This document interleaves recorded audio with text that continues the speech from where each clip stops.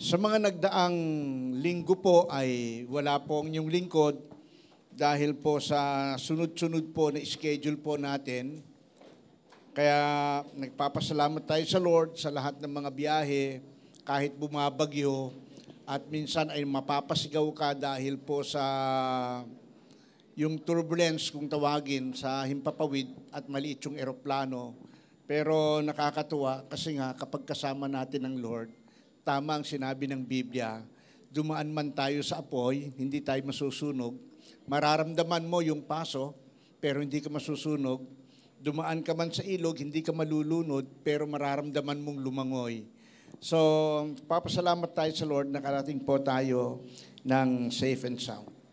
At nagpapasalamat ako sa lahat sa atin na nagpe-pray ng kaunlaran po ng ating gawain. At kung mapapansin po ninyo ay may bagong kulay po na inyo pong inuupuan. Yan po ay sa initiative po ng may malasakit sa gawain ng Panginoon, kung di po si Atenet. Okay, purihin ng Lord. At nabibigla na lang po ko, biglang may mag-ano na pass, may mag-ano na upuan. Sabi ko, sige lang. Diba? At nakakatuwa ang pagkilos ng Panginoon. Okay, so umagang ito ay tuloy po natin ang ating pong topic o tema po sa tinatawag po na Adopting Heaven.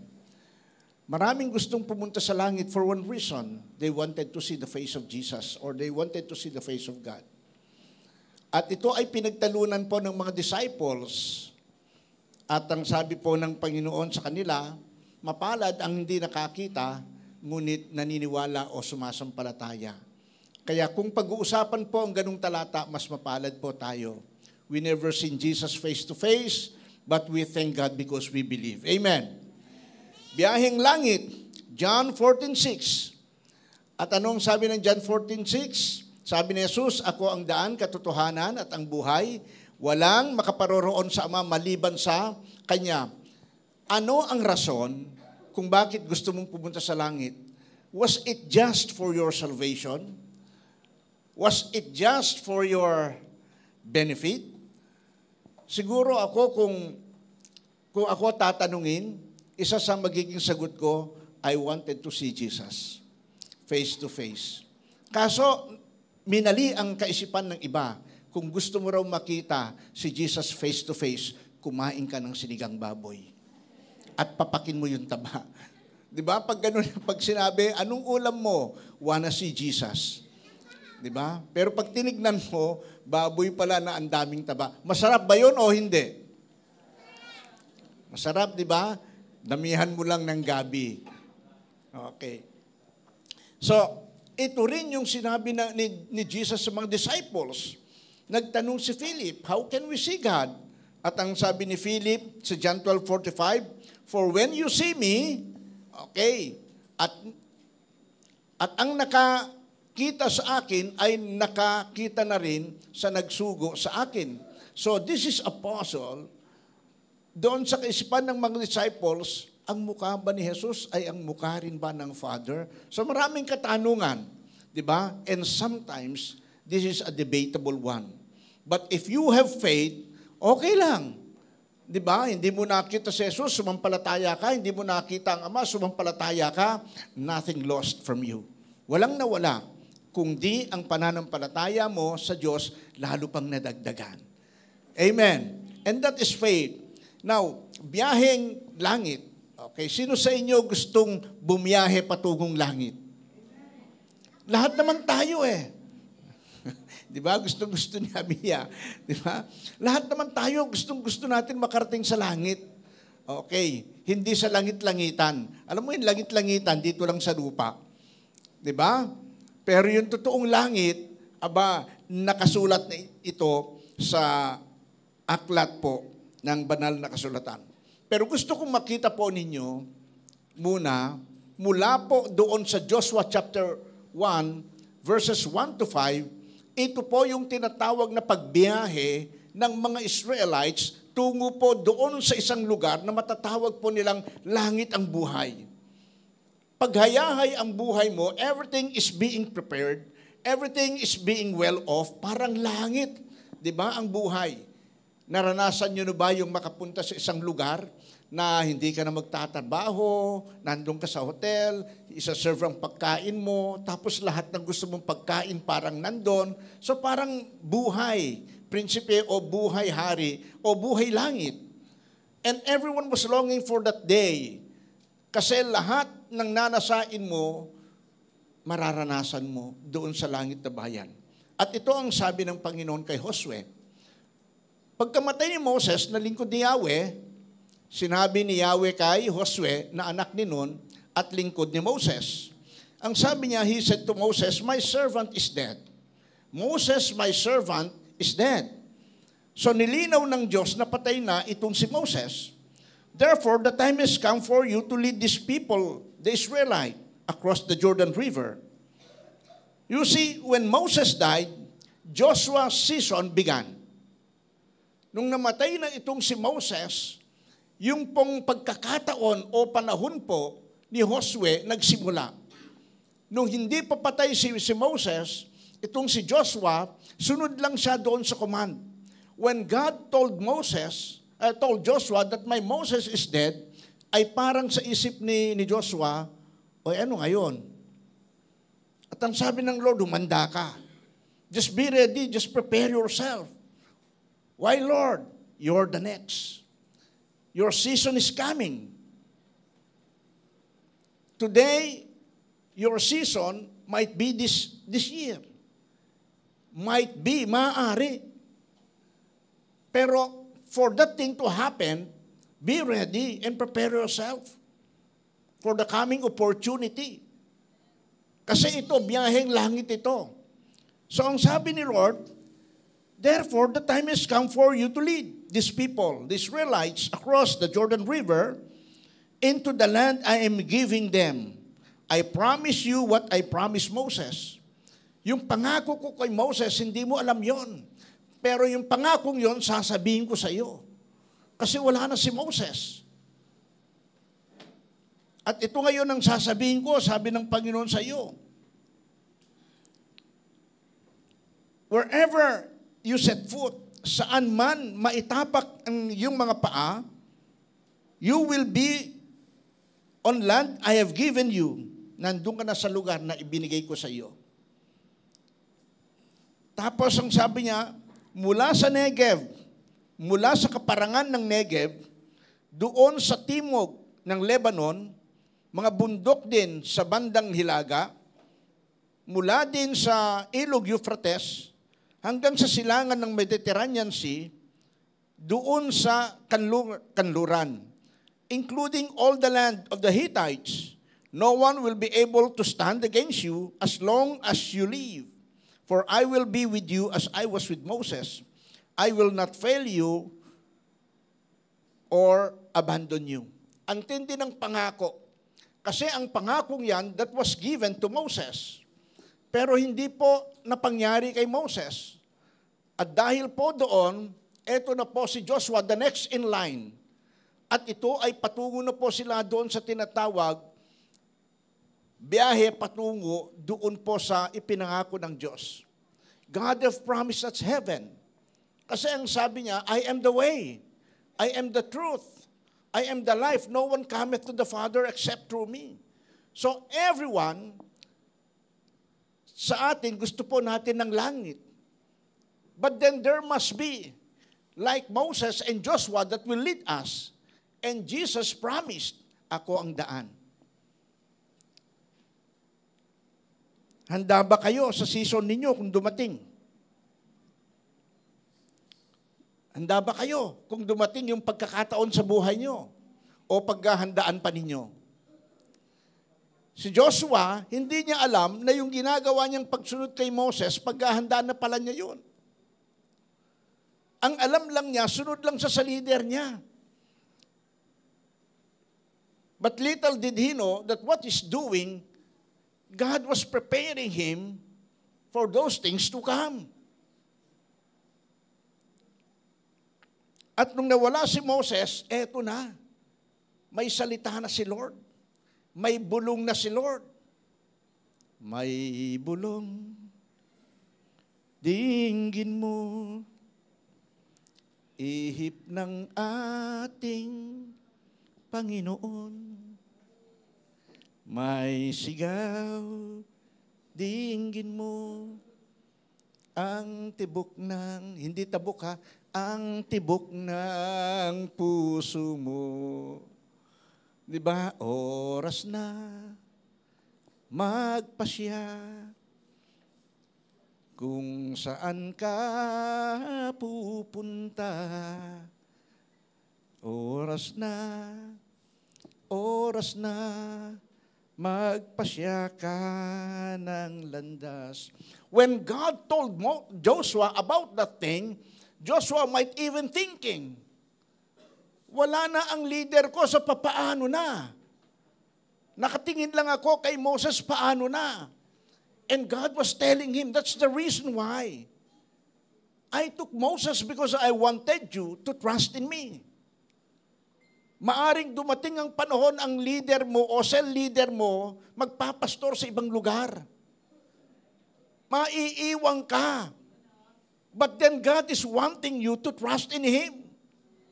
At habang nagtitiwala ka kay Jesus, mararating mo ang langit. There are times maaring mawala kami ni Pastor Adan. Maaring kunin na kami ni Lord, pero hindi nangangahulugan na mapapabayaan kayo ng Lord. Lahat ng mga inaasahan natin, darating ang panahon mawawala sa paningin natin. Pero hindi nangangahulugan na pinabayaan ka ni Lord. Ang sabi ni God kay Joshua, as I was with Moses, so I will be with you. What have I promised to Moses, same thing I have promised you. At sumunod na po yung do not be afraid. Be strong and take courage. Kasi sa totoo lang, mahirap naman umasa na ikaw ang inaasahan nila. Umaasa ka na ikaw ang inaasahan nila, ang hirap po nun. At kung inaasahan ka nila, ay wala ka namang inaasahan, parang sinabi ni Joseph, eto ngayon ang tao, umaasa ngayon sa akin because Moses is gone. Pero saan na ako aasa? Sabi ni Lord, magpakatatag ka, magpakalakas ka, magpakatapang ka. And you are even to conquer the land of the Hittites. At hindi lang po yun. There are the Hittites, the Amorites, the Perizzites, the Canaanites, the Reclamites, the Complenites, the Problemites. Ang dami. Lahat ng yan, i-conquer mo. And God was telling that everywhere where your foot set, that will be yours. Ganda ng pangako ng Lord, but you have to fight the enemy. Pwede mong yakapin, tangkalikin ang pangako ng Diyos, pero hindi ka dapat nakatayo lang o nakahiga lang. You need to take action. Kailangan po natin humakbang. God has promised a season for you, but you have to do something. God promised wonderful and amazing things sa buhay mo, but you have to do something. Pwede bang gaganda ang buhay mo kung ayaw mong ipagpatuloy ang pag-aaral mo? Pwede bang gaganda ang kinabukasan mo kung ngayon palang bulakbol ka na sa pag-aaral mo? So lahat ng gumanda ng buhay, they take risk. Sila po ay tumanggap ng maraming hamon sa buhay. Patay kung patay. That's why the question is, are you ready for that season to come upon your life? And if you are ready, you have to separate and you have to set aside the things that hinders your tagumpay. Bakit pag sa trabaho at sa school, ayaw nating malate? Dahil bang mababawasan tayo ng sahod? O baka isang araw na lay off tayo? at sa pagsamba, okay lang kasi maunawain naman si Lord. Biyaheng langit, paano kung maiwan ka? Sa biyaheng langit, una, bawal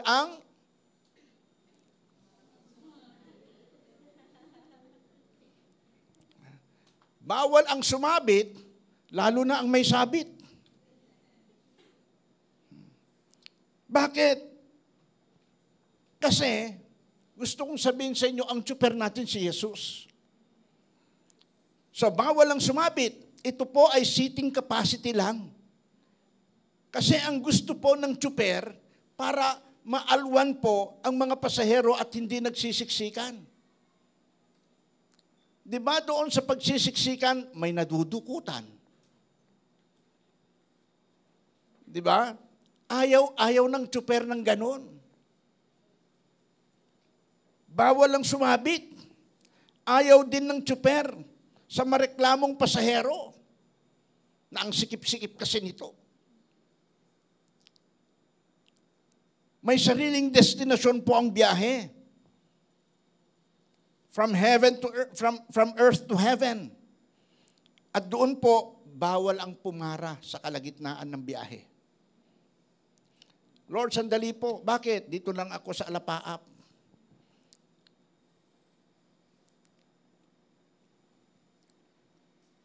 Gusto ng tsuper na sa lahat ng pasahero nito na sumunod lang sa kanyang batas.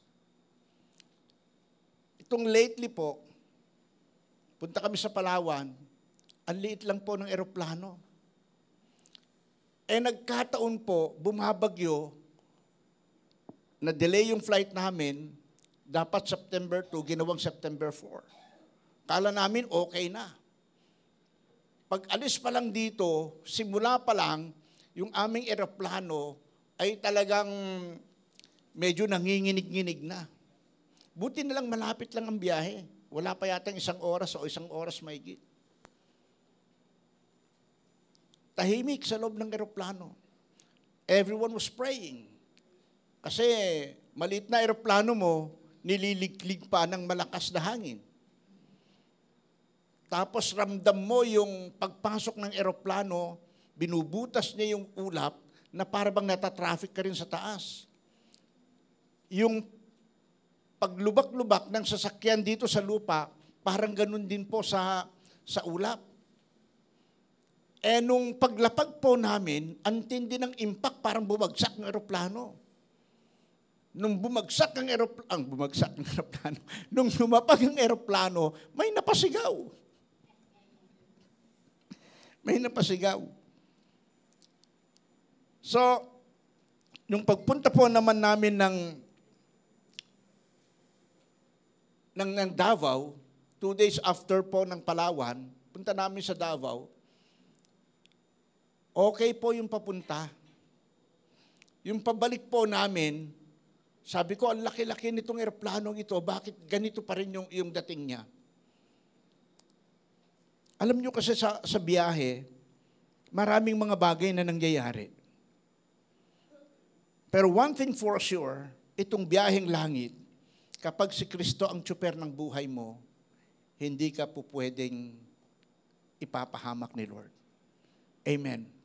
Lahat ng biyaheng langit, naniniwala po ako, si Lord po ang tsuper po nito. Pwede po ba ang lahat? Yes. Pero, may requirements. No ID, no entry. Ano ba ang tatak ng puso mo? Ano ba ang tatak ng sinakyan mo? Ano ba ang tatak ng buhay mo? So ulitin ko, no ID, no entry. Anong ibig sabihin ng ID? No intentional discipleship. No entry. Diba? Kasi ito po hinahakbangan natin. Sa discipleship, naaayos ang ating buhay. Sa discipleship, naitutuwid ang ating pag-uugali. Sa discipleship, tinatanggal po nito yung mga sungay natin na antitigas na. Kasi ang discipleship po, ang layunin po nito, magpapabuti sa buhay po natin. hindi para bumait ka. Ang discipleship hindi para bumait ka, para bumuti ka. Alam nyo kasi ang mabait ay pinsan buo ng katangahan. Hindi po ako nagmumura. Bakit? Kasi ang mabait kasi na tao, konsentidor. Kahit mali, okay lang sa kanya, huwag lang siyang makapanikit ng damdamin. Pero ang mabuti, nagtutuwid. Masakit man mapakinggan mo sa magulang mo, kasi pinapagalitan ka, pero sa pagtutuwid ng buhay mo, and that is part of discipleship. Papaluin ka, masakit ang dapo ng tsinelas sa puwit mo o sa paa mo, dahil bata ka, pero hindi nangangahulugan na hindi ka mahal. Kasi yung masakit na yon, bahagi ng pagmamahal yon. Ang tawag doon, masakit na pag-ibig. Dahil I love you, I have to whip you. Kasi mahal kitang ayoko mapahamak ka. Pero may isang pagmamahal naman na tuwang-tuwa dahil ginawa mo ang tama. So, wala po itong bayad, pero no ID, no entry. Kita niyo yung mga nagtatrabaho sa mga kumpanya, di ba may mga shuttle bus sila? Pwede ba akong basta pumasok doon na wala akong ID? Hindi po pwede, di ba? So, ganun din po ang biyaheng langit. Lahat po pwede, pero dapat kumuha ka ng ID mo. Dahil kung walang ID, no entry. Gusto ng tsuper na sa lahat ng pasahero nito na sumunod. Sumunod lang sa batas niya. Bawal dito. Una sa batas niya, bawal lang nakasimangot. Pero papunta ka sa napakagandang lugar tapos nakasimangot ka. Sino ang masaya kapag papunta ng Enchanted Kingdom? Sino nakarating na sa Enchanted Kingdom? Maganda ba doon? Di ba maganda doon? Pag nasabi natin, sabay-sabay tayong pupunta ron, pinaghahandaan natin, tuwan-tuwa tayo. Pero ano ang binatbat ng Enchanted Kingdom sa ganda ng langit? Doon pa lang sa pintuan, ang sabi nga nun, iba't ibang uri ng diamante o ng marmol o ng napakagandang mga bato o alahas ang makikita mo. Doon ang sabi ng Biblia, ang inaapakan mo, ginto. Dito, sa buhay na ito, ang ginto isinasabit sa tenga. Nilalagay pa sa ilong o kaya sa kilay. At minsan sa gitna ng dila. So ang katumbas ng lupa ng putik doon, ginto. Subukan mong kumuha ng ginto. Yan ang ilagay mo sa hikaw mo. Tapos attend ka ng party. Diba? Samantalang doon, ginto. Inaapakan mo lang ang ginto. Ang dami ng pastor na pahamak sa paghahanap ng ginto. Nawala na sa ministeryo ng dahil sa paghahanap ng ginto. Marami ng mga magulang nag-broke ang negosyo dahil sa ginto.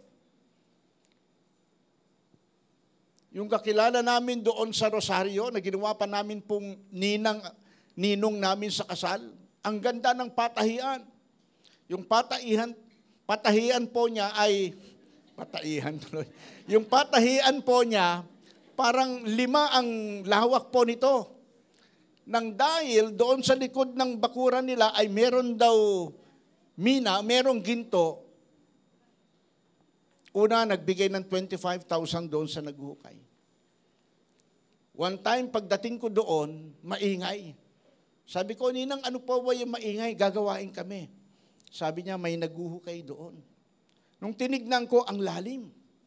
Pero wala pa raw, hindi pa raw naaabot yung mina.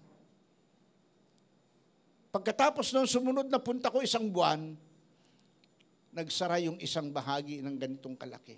Hanggang sa nabrok, hanggang sa nagtinda na lang ng hamon. Yung hamonado. Sabi ko, anong nangyari? Doon sa kauhukay, bayad kami ng bayad. pero nawala na yung patahian kasi naibenta namin dahil lang doon sa mina. Nagkawatak-watak ang pamilya dahil sa hinangad ang ginto. Pero ang ginto, hindi problema sa mga biyahero tungo sa langit. Amen. So ano yung bawal? Bawal, nakasimangot. Gusto mong pumunta sa langit? Be excited. Kung sa jeep nga, bawal ang nakasimangot at ang magsasabi pa sa iyo isang unggoy. So bawal din ang malungkot. Dapat i-enjoy lang ang biyahe. Walang maiinip. Dahil ang pupuntahan mo, beyond imagination, beyond your perception, beyond even your dreams, beyond your expectation. Because lahat ng nalalagay mo sa isip mo, mas maganda pa rin ang kalangitan. Sa school, isip mo, mapapagalitan ka na teacher. Sa trabaho, iniisip mo, baka mawalan ako ng sahod. Pero sa pagpunta, pag na-late ka, baka hindi ko marating ang langit. Dapat laman ng isip natin yun. So, bawal ang walang participation. Cell group style kasi siya. Yung nakaupo ka sa jeep, di ba, harap-harapan, ganun kasi ang style ng cell group. Pasahero nakaharap sa kanyang kapwa pasahero. At dapat doon, laging may kwentuhan. Kaya mga Kristiyano, pag nagsasama-sama, dapat nagkukwentuhan. Hindi tayo nagchichismisan. Iba kasi yung nagchichismisan sa nagkukwentuhan. Maaaring naikukwento mo the goodness of God in your life. Naikukwento mo how God do something, miracle, amazing things in your life. Kapag lahat tayo nagkukwentuhan ng ganon, mapapalakas natin ang isa't isa. At kapag sinabi ng isa, medyo hirap ako sa ngayon, then everyone would pray for him, siguro lalabas dito, yung malungkot na yon, ramdam ang pagmamahal ng Diyos sa pamamagitan ng mga kapatiran nasa loob. Amen. Isang araw, bago ko magpunta sa RER, pero hindi na pala RER, kundi LER, Leaders Encounter Retreat. Tinawagan ko ibang mga pastor. Pastor, dito mismo sa Phase 1 and Phase 2, buong lapidaryo, tinawagan ko. Sabi ko, mag-meet tayo doon sa barangay. Mag-usap-usap tayo doon. Sabi ko, hindi ko sasabihin to dahil senior citizen na ako. Alam niyo ba na 3 na ang citizenship ko? Filipino citizen, heaven citizen, at senior citizen. Sabi ko sa kanila, let's do something for our community. Sabi nila, Pastor, ano ang laman ng isip mo? Attend tayo ng Sumba. Sumba ng mga senior. Hirap ako dyan, kung gano'n, alas 5 hanggang alas 7. Pastor, hindi pa kami senior. Yun na nga ang kagandahan. Attend tayo ng senior. Di nila alam bakit. Sabi ko, bakit? Magdadala tayo ng kape, magdadala tayo ng pandesal, pakapehin natin ang buong senior natin, kasi malapit na yan sila. Kaya pakapehin natin sila. Ma-enjoy lang nila na ginagawa ito ng simbahan. So everyone was so excited. Sabi ganun, yung isa sabi, sige sa akin na kape. Pastor, ilan ba yung mga senior na pakakape natin sa lapidaryo? May 200 ba ang mga senior natin sa lapidaryo na nagsisimba? Parang walang senior dito.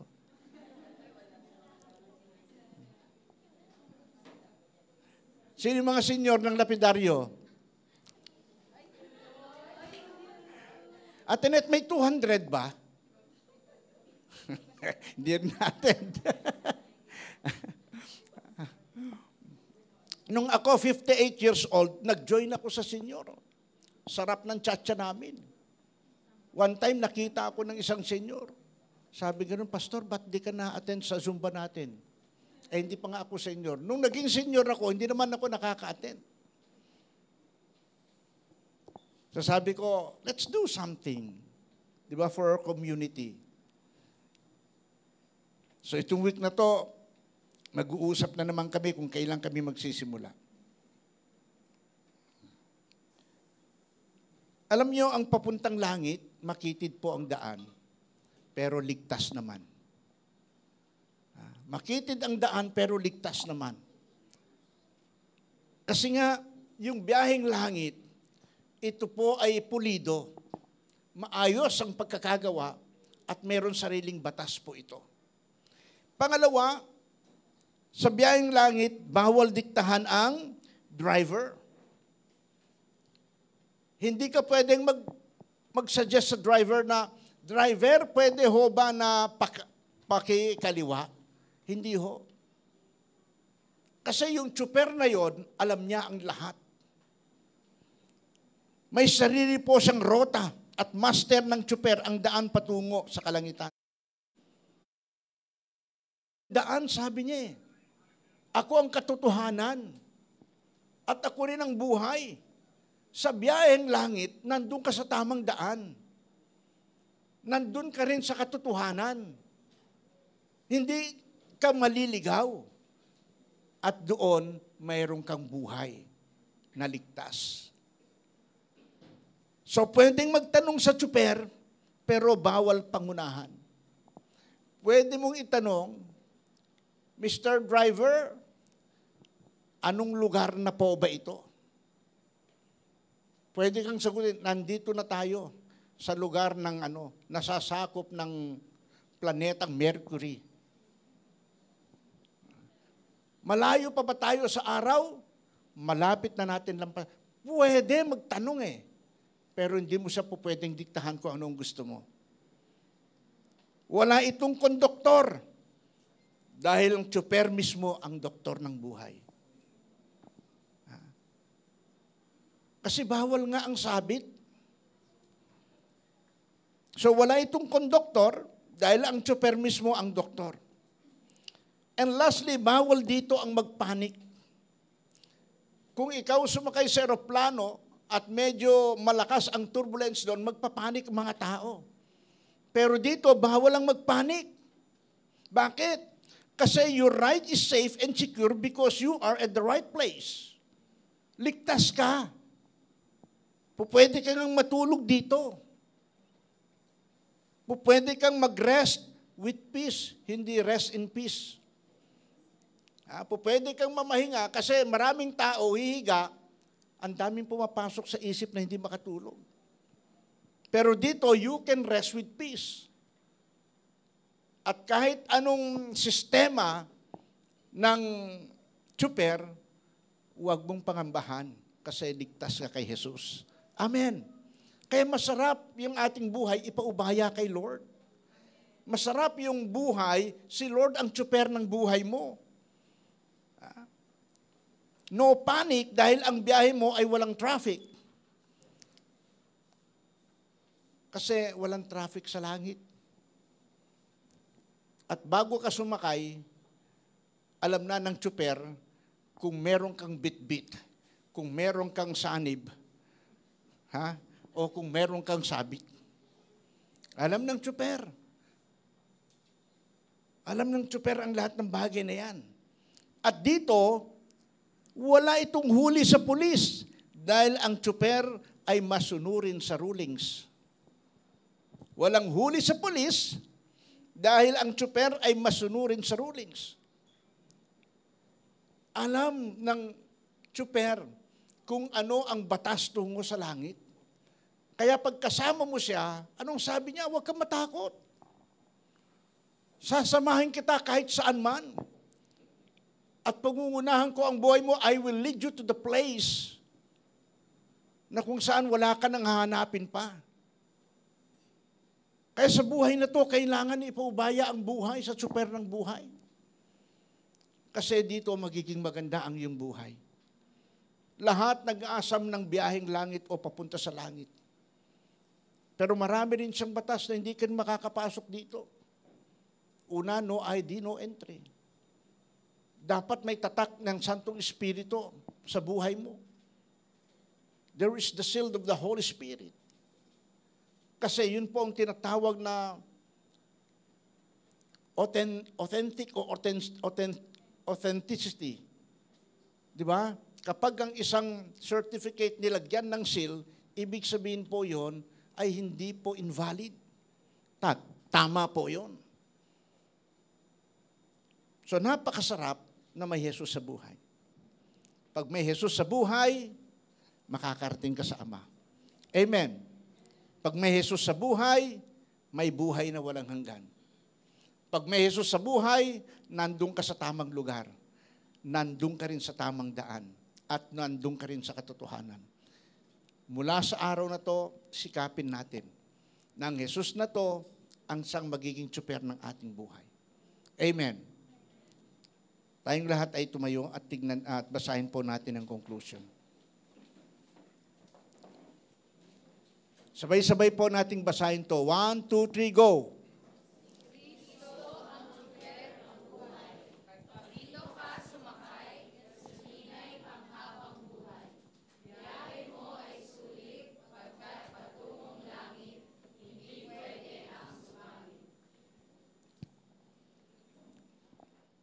Yung gasolina dyan, it is the Holy Spirit.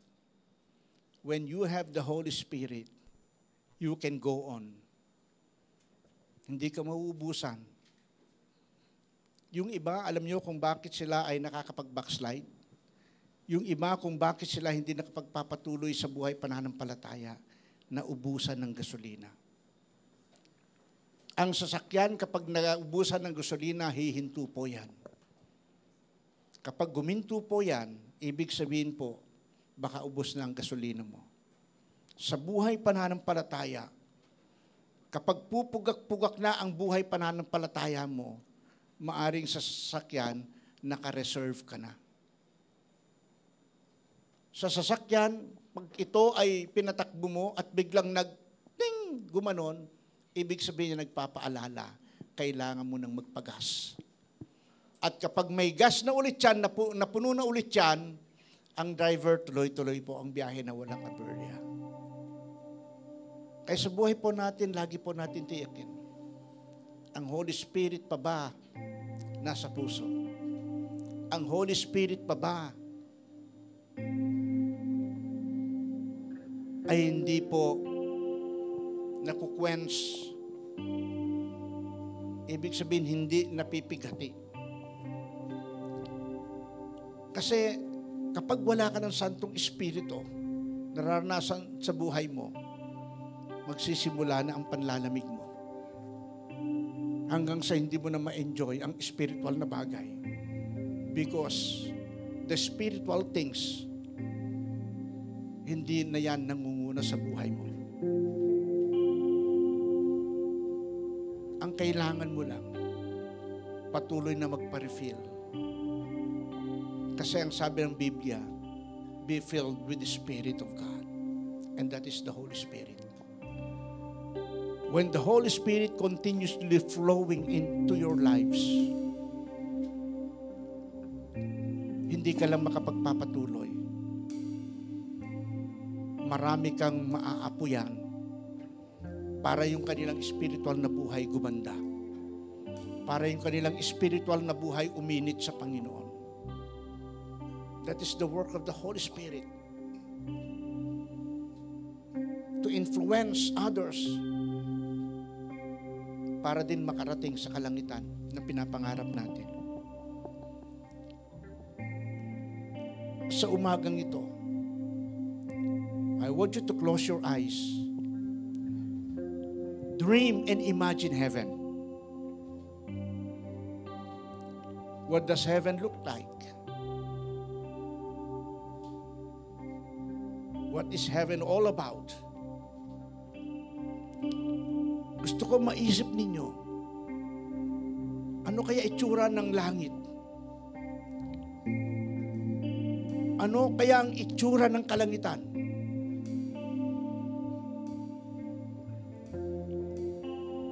And after imagining the goodness of God, that He prepared heaven for you, try to evaluate yourself. Or there are some things that hinders me. May mga bagay ba na nagiging daan o hadlang sa aking buhay para maranasan ko ang kalangitan sa buhay? May mga bagay ba na kailangan kong isuko sa Diyos para marating ko ang langit? May mga bagay ba na ito isang tabi ko at hindi ko na muling gagawin para ako makarating sa kalangitan? Heaven is real. Totoo ang langit ayon sa banal na kasulatan. Ito ay para sa lahat, pero meron siyang requirements.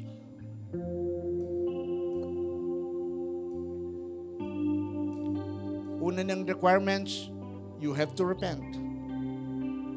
You have to accept Jesus.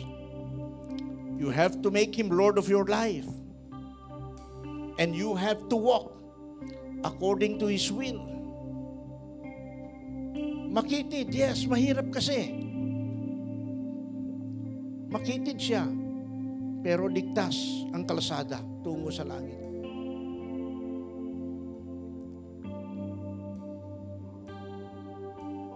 Wala siyang pinipili. Kasi ito para sa lahat. Pero makakasunod lamang sa requirements niya ang makakarating sa kalangitan. Umpisa pa lang nagpakilala na, gusto mong makarating sa langit? Sabi ni Jesus, ako ang daan. Ako ang katotohanan, ako ang buhay. Lahat ng ipinangako ng Diyos sa atin, mangyayari ito. That's not the only promise that God have told to Moses and Joshua, but that promise was also given to us. That if we make Jesus the Lord, the captain of our lives, being the way, the truth, and life, then we can reach heaven. Heaven is a beautiful thing. Heaven is a beautiful place where everyone was longing to be there someday. And we cannot even know when, but we have to be ready. Ibe-bless tayo ng Lord sa tamang panahon ng buhay mo. And that's a part of living a life na lupa man, langit na rin. When you enjoy the things of God on the planet Earth, that's part of heaven. Because God is wanting you na hindi ka maghirap, na hindi tayo nahihirapan sa kung ano ang ating kakainin, sa kung ano ang ating susutin. God has given us the ability to produce wealth.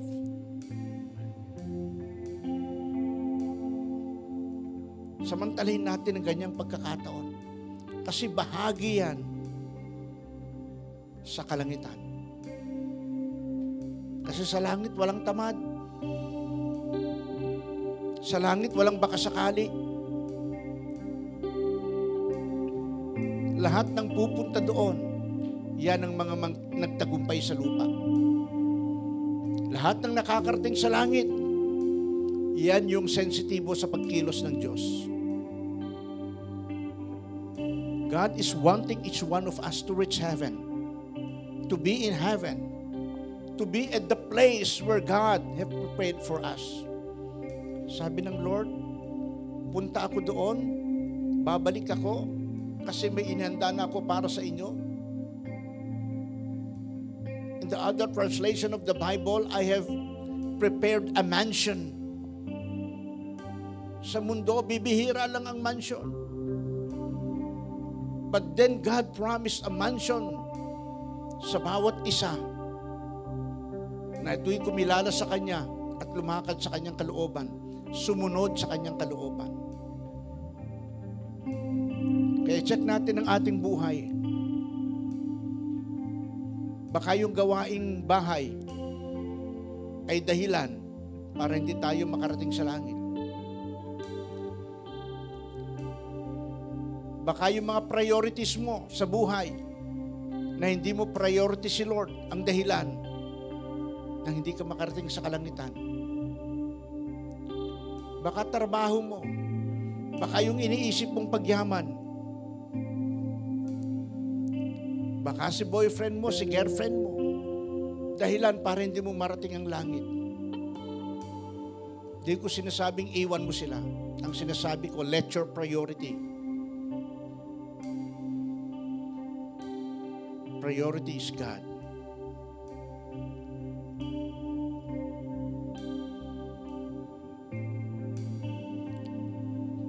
Napakabait ng Lord. Every time na sumasakay ko sa eroplano at nakakarating, lagi kong nasasabi, the goodness of God. Sa tuwing uupo ko, kumakanta ang puso ko.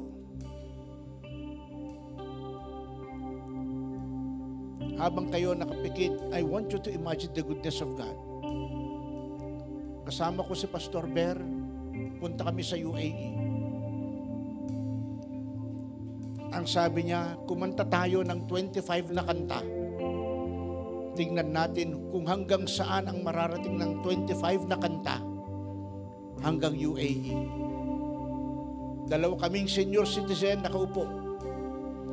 And when we began to start singing the goodness of God, 25 na iba't ibang kanta. Kanta nung kapanahunan namin, way back mga 1980s.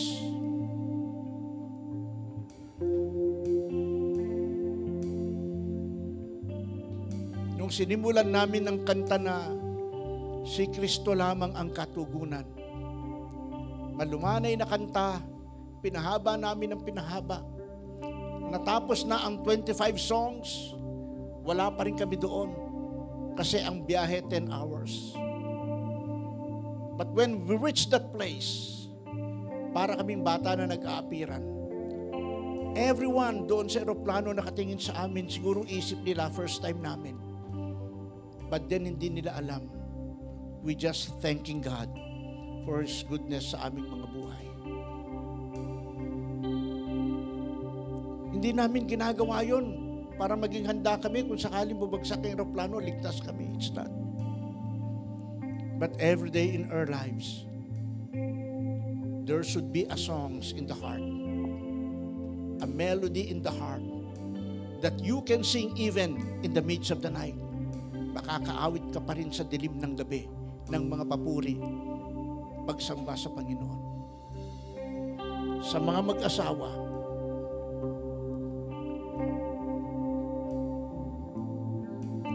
kung sabay kayo sa paghiga sa gabi, huwag sana ninyong kalimutan magpasalamat sa Diyos. Kasi yun ang mga sikreto ng kapayapaan sa buhay. Mga estudyante, sa bawat pagpasok, pag-uwi ninyo, magpasalamat kayo sa Diyos. Kasi ang aksidente nandyan. Ganon din sa mga nagtatrabaho. Thank God for the wisdom. Let your mind be renewed. If you want your life to be transit, mag-transit. Requirements ng Bible, be transformed by the renewing of your mind. For you to have the courage to face a new season in life, mag-upload kayo sa inyong isipan. Ano ang mga bagay na pwedeng i-upload sa isipan? The wisdom, the knowledge, the understanding. Kasi kapag yan laman ng isip nyo, wisdom, knowledge, and understanding, hindi makakapasok ang pag-aalinlangan. Hindi makakapasok ang kawalan ng pananampalataya. Hindi makakapasok ang panliliit sa sarili mo. Kasi the wisdom of God is upon you. The knowledge of the Word of God is upon you. And the understanding of everything that happens surrounding you, kaya mong tugunin because the wisdom is upon you. Laman lagi ng ating isip yan. Bago tayo manalangin, gusto ko pong i-acknowledge si Lori Veselis. Nasaan ba si Lori Veselis? Okay. Sinong nag-invite sa iyo rito? Okay. Sige. Yung nag-invite sa iyo, isama mo rito. Dito lang kay Sarah. Okay.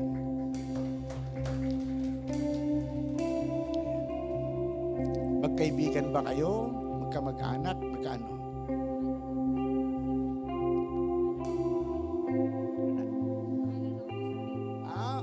Nakilala lang niya sa? Oh. Okay. Kakatuwa, no? Kakatuwa. Na ang laman ng puso pa rin natin ay hindi lang para sa atin, kundi para din sa iba. Salamat sa iyo. Tama ba, Lorive? Okay. Let us pray. Salamat sa buhay ni Lorive. Dalangin ko isang kabataan, Panginoon, na sa araw na ito, napakinggan ng mensahe mo. Kasi sa mundong ito, kung ano-ano po, Panginoon, ang biyahe na aming nararating, meron din po palang biyahe patungo langit. At ang tsuper mismo ay ikaw. Ano man po, Panginoon, ang sabit ng aming buhay, dalangin ko magpasya kami sa oras na ito na lahat ng mga negative thinking, lahat po, Panginoon, ng hindi makakabuti sa buhay spiritual, ay amin na po, Panginoon, ito tanggalan ng connection sa amin. Kasi ito po yung mga bagay na nagpapabigat sa aming buhay. Lalo na po ang kasalanan. Things that weighs us down. Things that entangle sa us. Na upang kami po, Panginoon, ay mabigatan at hindi makawala dahil gapos kami sa mga bagay na yon. Amin din po, Panginoon, winawaksi. Mga kaisipan na minamaliit namin ang aming sarili dahil sa sitwasyon ng buhay. Kasi kayo ang Diyos ng pag-asa.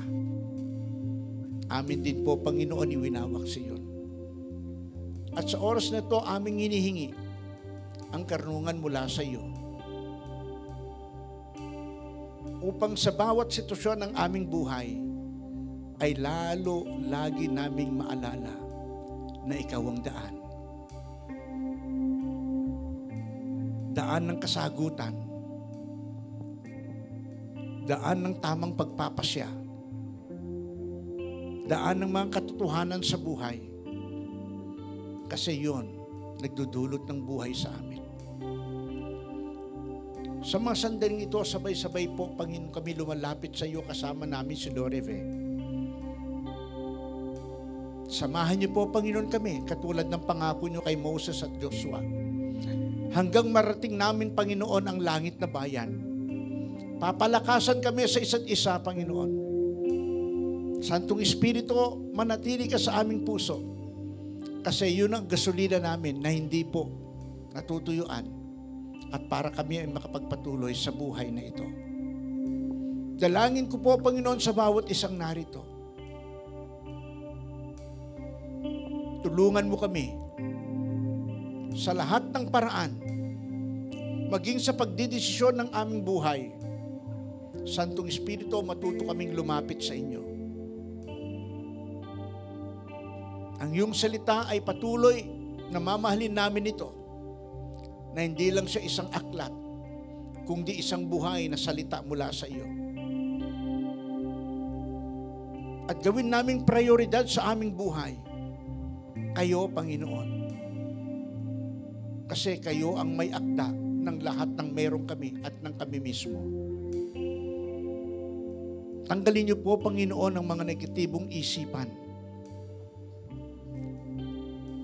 Na prioridad po, Panginoon, namin yung mga bagay na ginawa mo para sa amin. Yung trabaho, ginawa mo, binigay mo para sa amin. Paaralan, ginawa mo para sa amin. Matuon ang aming isipan sa pinagmumulan ng lahat ng bagay. Sa oras na to, inyong idako po, Panginoon, ang iyong kagalingan. sa aming isipan, sa aming puso, sa aming buhay. Santong Espiritu, maghari ka ngayon sa buhay ng bawat isa. Habang tayo nasa diwa ng panalangin, get a partner. Lalaki sa lalaki, babae sa babae, sige, hanap kayo ng partner ninyo.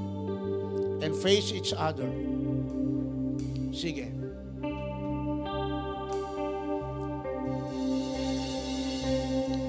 Sige, kuha kayo ng partner ninyo.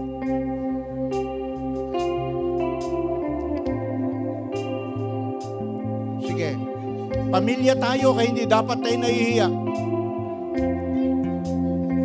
Pamilya tayo, kaya kailangan natin accept one another.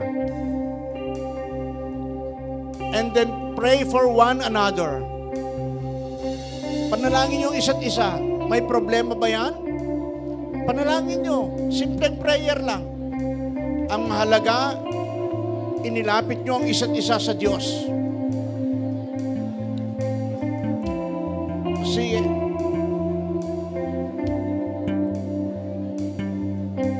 I believe this is now the beginning and the continuous heaven in your lives today.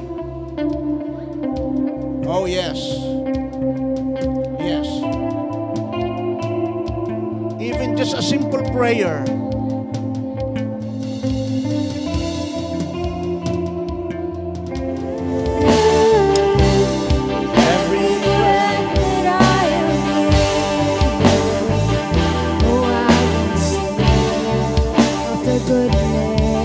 Let's declare, I love you, Lord. I love you, Lord. Oh, your mercy never fails me. And all I do Kaya wait natin to ng buong puso. held in your hands. From the moment I wake up till I lay my head, I will sing. of the goodness of God.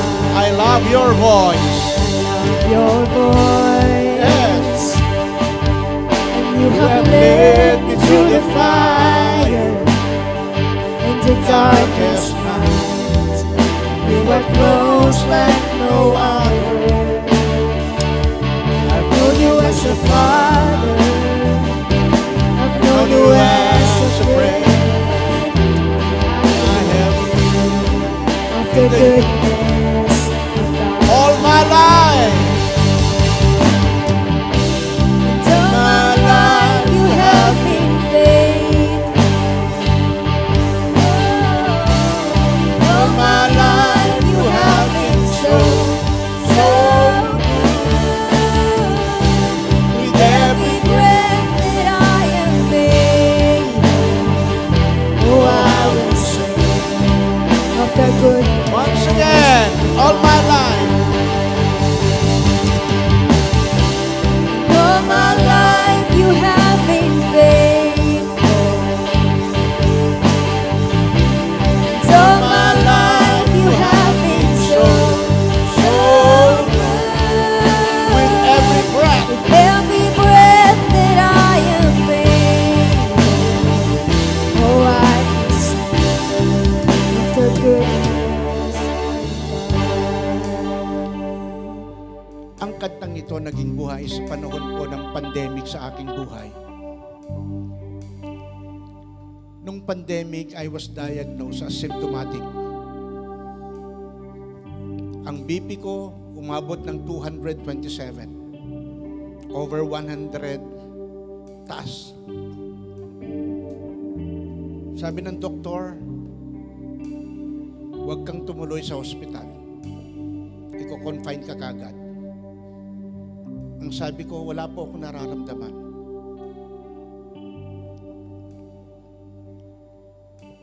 Punta po kami sa gawain. Kahit panahon ng pandemic bilang pastor, daming nangangailangan. Pagpasok po namin sa isang lugar,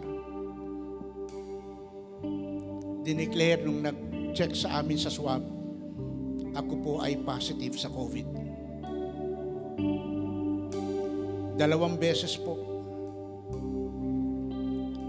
But then that song cured my life. May iyak ako, kinakanta ko yan. All my life you have been so good. Sa lahat, sa tanang buhay ko, naging tapat kayo, Panginoon.